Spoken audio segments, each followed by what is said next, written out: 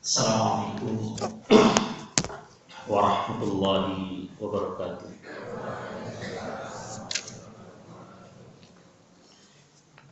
Alhamdulillah rabbil alamin wa bihi nasta'inu ala umuri dunya waddin. Al-qailu fi muhkami tanzilihi huwa alladhi ba'atha fil ummiyina rasulan minhum yatlu 'alaihim ayatihi wa yuzakkihim wa yu'allimuhumul kitaba wal hikmah wa in kanu min qablu la fi dhalalin mubin. Usalli wa usallim ala habibina wa syafi'ina nabiyina Muhammad an-nabiyil ummi la nabiyya ba'dah, qudwatuna wa imamuna wa ala alihi at-tahirin wa ashabihi at-tayyibin wa man ihtada bi hidayatihim ila yaumiddin. Allahumma bika asbahna wa bika amsayna wa bika nahya wa bika namut wa ilaika nusyur. Raditu billahi rabba bil islami dina wa Muhammadin nabiyya wa rasulah. Jemaah sekalian yang saya muliakan, alhamdulillah untuk yang pertama saya mendapatkan amanah mengasihi kajian, memberikan kajian Tazkiyatun Nufus di Islamic Center atau di masjid. Saya tadi naik ke masjid sepi. Saya kira ke masjid. Ternyata tempatnya di sini. Alhamdulillah kita bisa hadir. Mudah-mudahan kehadiran kita diberkahi oleh Allah Subhanahu wa ta'ala, bermanfaat bagi kita. Apa yang kita bahas dari ayat-ayat Allah dan keterangan-keterangan Rasulullah SAW dapat kita amalkan.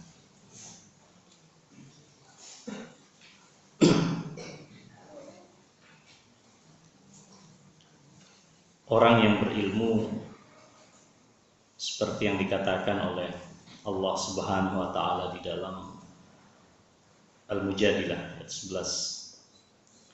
Yarfa'illahu allazina amanu minkum wallazina utul ilma darajat. Pasti Allah mengangkat derajat orang-orang yang beriman di antara kita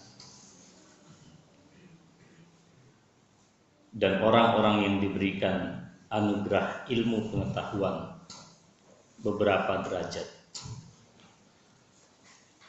Sahabat dan pamanda Rasulullah SAW Ibnu Abbas radhiyallahu taala anhuma, beliau menyatakan,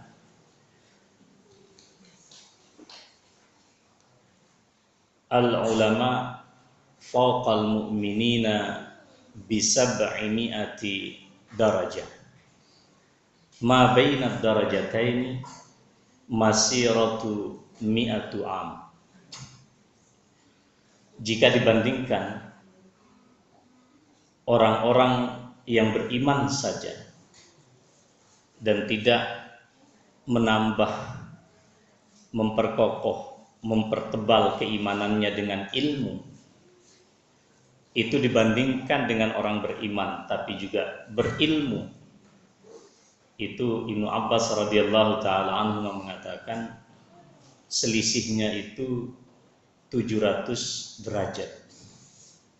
Antara satu derajat dengan derajat yang lain, jika diukur dengan perjalanan, maka dia membutuhkan 100 tahun perjalanan. Bapak Ibu bisa bandingkan kemuliaan kita di hadapan Allah Subhanahu wa ta'ala.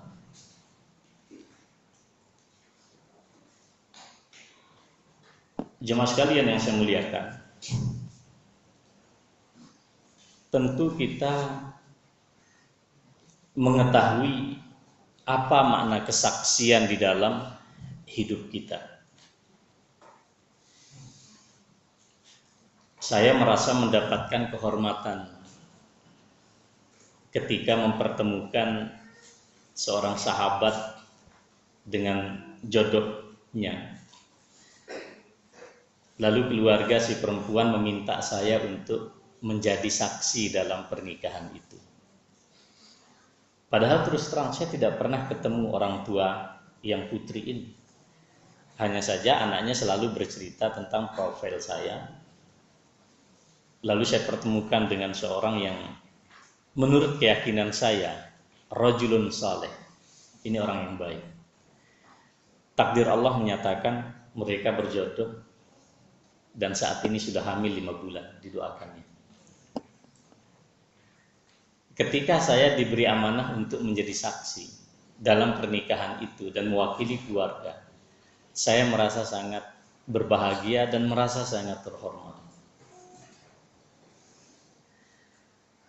Kalau seorang pejabat diminta mengambil sumpah seorang presiden dalam sidang istimewa permusyawaratan rakyat, maka semua mata rakyat Republik Indonesia akan menatap siapa yang mengambil sumpah pejabat tersebut.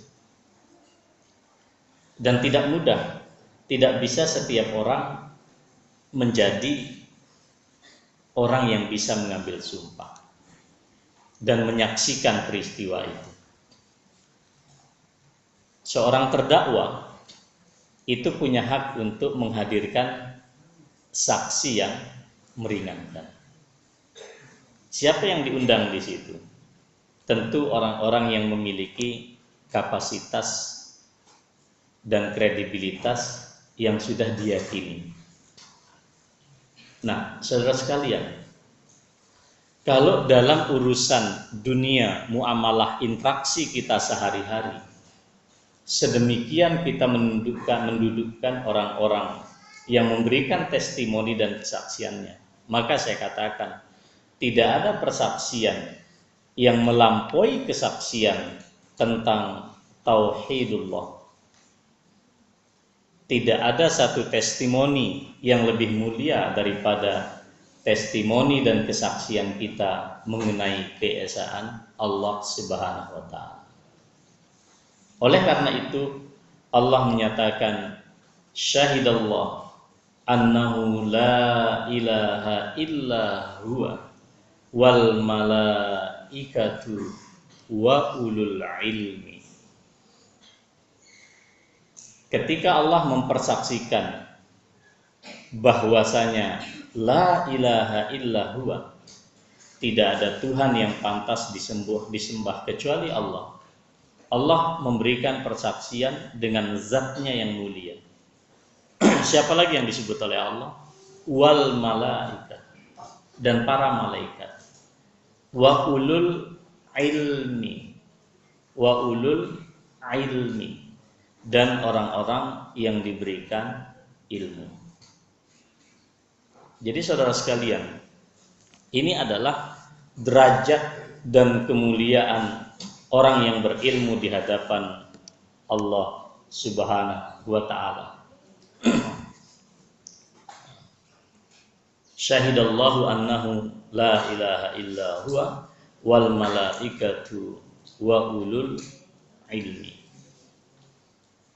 Oleh karena itu, seorang ulama kita, Al-Imam Ibnu Jama'ah, mengatakan orang-orang yang diberikan ilmu pengetahuan oleh Allah Subhanahu wa Ta'ala adalah orang-orang yang di dalam hidupnya itu menampakkan sikap khasyah.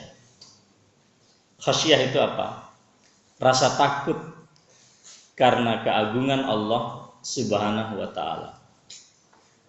Jadi, kalau kita ingin mengukur apakah kita orang yang berilmu atau tidak, maka kita akan mengukur seberapa takut kita di hadapan Allah fis sirri wal alam, baik dalam keadaan kita sendirian ataupun kita sedang bersama-sama dengan orang lain. Maka Allah menyatakan innama yakhsyallaha min ibadihi al-ulama.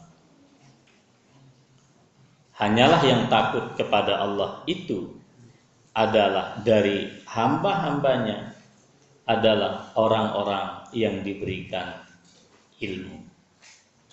Khasyah. Saya ingin memberikan satu gambaran tentang bagaimana sikap khasyah pada diri kita atau di dalam kehidupan kita. Ibu bapak rahimakumullah, tentu kita semua mengerti kisah Nabiullah Yusuf alaihissalam.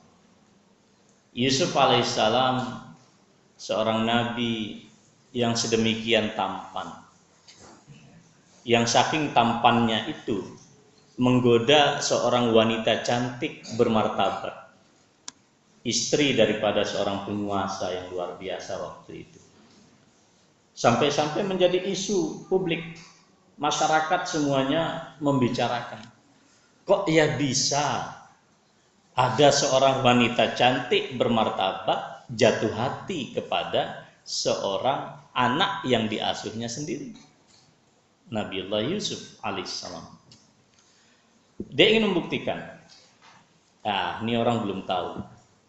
Akhirnya wanita-wanita itu disuruh duduk di situ, masing-masing memegang pisau. Lalu Zulaikha suruh Yusuf berjalan di depan mereka. Saya tidak bisa menggambarkan, Pak, bagaimana gantengnya Nabi Yusuf sehingga para wanita itu kemudian bukan mengupas buah yang ada di tangan, tetapi tangannya yang terluka. Bu, saya ingin tanya, segagah apa pria itu, Bu? Saya tidak bisa memvisualisasi. Paling banter saat ini, kalau ada seorang wanita ya melihat ada seorang yang tampan, mungkin dia hanya tertegun, tidak sampailah kemudian dia melukai tangan. Tapi ini terjadi. Nah, saudara sekalian, Nabiullah Yusuf alaihissalam dijebak di satu ruang, satu kamar yang di dalam hitungan kalkulasinya semuanya terjamin. Rahasia akan terjamin karena Facebook belum ada waktu itu. WhatsApp juga tidak ada, Twitter tidak ada, Instagram tidak ada. Rahasia terjamin. Para tentara tentu juga melakukan siaga satu di dalam pengamanan wanita tersebut. Kalau membaca ayat Al-Quran, Nabiullah Yusuf alaihissalam sangat fair bertutur tentang dirinya, enggak sok suci. Beliau menyatakan, wa ma ubarri'u nafsi innan nafsa la'ammaratun bisu illa ma rahima rabbi. Sebagai laki-laki pejantan, kasarannya itu, sudah saya tidak mungkin mampu membebaskan diri saya dari jebakan wanita cantik terhormat di tempat yang sudah dijamin keamanan rahasianya. Tidak sanggup aku, kata Yusuf alaihissalam. Wa ma ubarri'u nafsi. Mengapa? Inna nafsa la'ammaratun bisu. Karena jiwa manusia, diri manusia itu warna dasarnya adalah kalau sudah berhadapan dengan suasana seperti itu, tidak ada yang lain kecuali kerusakan.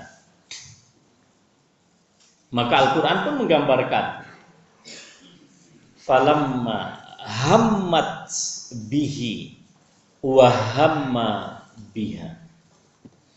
Dan ketika Zulaikha sudah sampai pada kehendak yang tidak terbendung lagi. Ibu bapak, perhatikan kata ham. Ham itu adalah satu beban permasalahan yang sangat berat. Yang kalau kita menghadapi suasana itu 90% kita tidak mampu menghindar. Itu namanya ham. Jadi kalau ada orang sedang meminang gitu, seorang pria meminang seorang wanita dan akan menikah 1 pekan yang akan datang, pada ini hari apa ini? Hari Ahad depan dia menikah, maka yang terjadi adalah semua pikirannya itu terfokus pada wanita, sehingga setiap malam dia mimpi masuk istana bersama wanita itu. Itu namanya ham, beban psikologis yang sangat berat. Seorang suami yang sedang menghadapi hasrat biologis di hadapan istrinya, dan dia tidak lagi terbendung, itu namanya ham. Ibu bapak yang sudah menikah paham betul. Yang muda-muda nggak usah mikir. Kalau mau menikahlah untuk bisa memahami 1 kata dalam Al-Quran. Ya kan? Hammat bihi wa hamma biha. Ketika Zulaikha tidak lagi sanggup menahan hasrat biologis yang ada pada diri dia. Dan Nabiullah Yusuf pun juga demikian. Nabiullah Yusuf demikian, ibu bapak sekalian. Wa hamma biha laula an ra'a burhana rabbi. Jadi rahmat Allah muncul pada diri Nabiullah Yusuf alaihissalam adalah dia melihat petunjuk Allah. Nah, bagaimana petunjuk Allah itu datang? Ini yang saya katakan yang menimbulkan khasyah pada diri Nabiullah Yusuf alaihissalam. Pada saat dia terjebak untuk melakukan perbuatan nista itu, tiba-tiba terbayang di hadapan dia wajah ayahandanya Nabiullah Yakub alaihissalam. Terang. Bukan Nabiullah Yakub yang hadir, tetapi bayangan, visualisasi yang ada di depan benak Nabi Yusuf. Seolah-olah Nabiullah Yakub menyatakan, "Hai Yusuf, apa kau melakukan perbuatan nista ini sementara kakekmu adalah seorang nabi dan ayahmu seorang nabi? Mau diletakkan di mana kehormatan keluarga kita?" Timbul rasa takut. Lalu Nabiullah Yusuf alaihissalam berlari, dikejar dari belakang. Robeklah dia punya baju dari belakang. Mengapa dari belakang robeknya? Karena yang mengejar adalah wanita. Kalau yang robek adalah dari depan, besar kemungkinan si perempuan tadi mempertahankan harga dirinya dan kemudian dia melakukan perlawanan dengan merobek-robek baju Nabiullah Yusuf alaihissalam. Saudara sekalian, apa yang menarik dalam konteks hidup kita? Pernahkah kita berpikir hidup anak-anak kita saat ini jauh lebih dahsyat daripada hidup kita 30-40 tahun yang lalu? Ketika anak dan cucu kita atau adik-adik sekarang, ini saya lihat banyak yang muda juga, menghadapi suasana yang sama, wajah orang tua yang bagaimana yang terbayang di hadapan kita untuk menimbulkan khasyah. Saya selalu mengidealkan kisah Nabiullah Yusuf sebagai kisah khasyah. Innama yakhsyallaha min ibadihi ulama. Rasa khasyah yang sedemikian rupa. Rasa khasyah juga timbul pada diri seorang pemuda yang menjadi bagian 1 di antara 7 hamba Allah yang diberikan perlindungan oleh Allah, yang diberikan naungan oleh Allah. Yauma la zilla fihi illa zilluh. Pada hari tidak ada perlindungan naungan matahari sejengkal di atas kepala kita. Dan 1 di antaranya adalah seorang pria yang dipanggil oleh seorang wanita cantik, bermartabat pula seperti kisah Nabiullah Yusuf, dan diajak berbuat nista. Dan dia menyatakan, inni akhafullah. Gak mau, aku takut Allah. Kalau sekarang kan tidak. Aduh sayang, kesempatan tidak terulang 2 kali. Ini yang disebut dengan khauf, khasyah. Oleh karena itu Al-Imam Ibnu Jamaah mengatakan, orang yang punya ilmu dan sampai pada tingkat inilah yang disebut dengan ulaika hum khairul bariyah. Mereka adalah sebaik-baik makhluk yang hidup di permukaan daratan ini.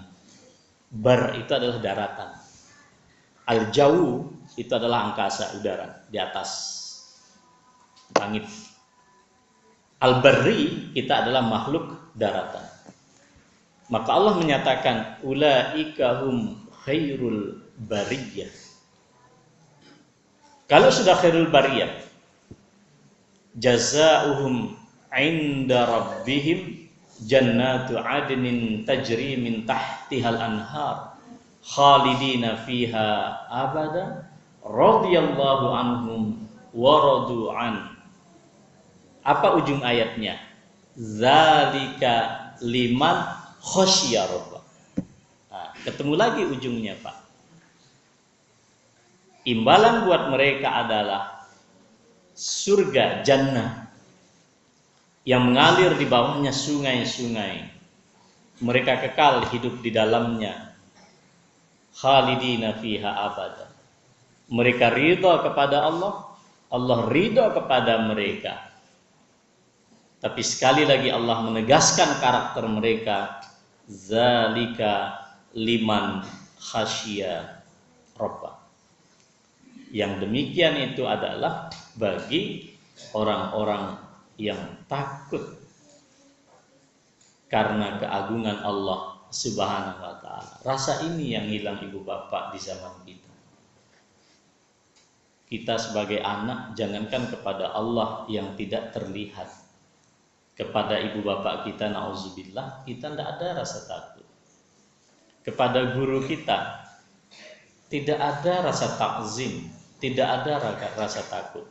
Saya bukan mengajak kita untuk mengkultuskan orang per orang, bukan itu yang dimaksud.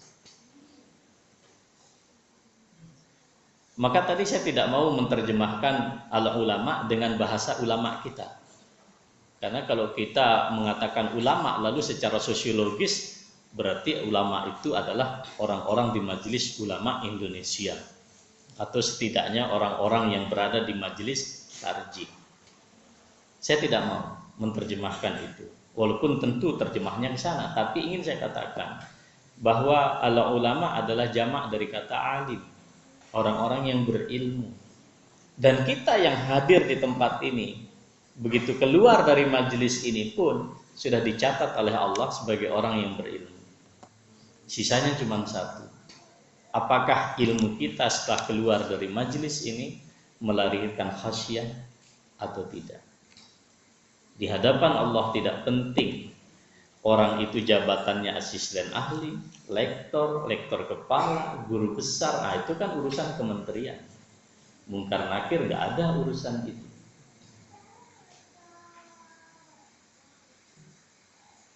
Kalau guru besar berbeda nilai sertifikasinya dengan lektor kepala umpamanya.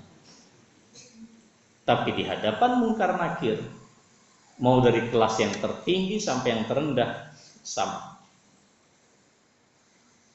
La fadla li arabiyyin ala a'jamiyyin wala abyadha ala aswad wala ahmara ala asmar. Tidak ada keutamaan bergengsi bagi orang Arab terhadap non-Arab, orang kulit putih terhadap orang kulit hitam, orang kulit merah terhadap orang kulit coklat. Tidak ada.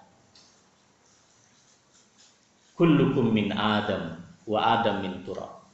Semua kalian berasal dari Adam dan Adam dari tanah. Inna akramakum indallahi atqakum. Hanya itu identifikasi Allah Subhanahu wa ta'ala.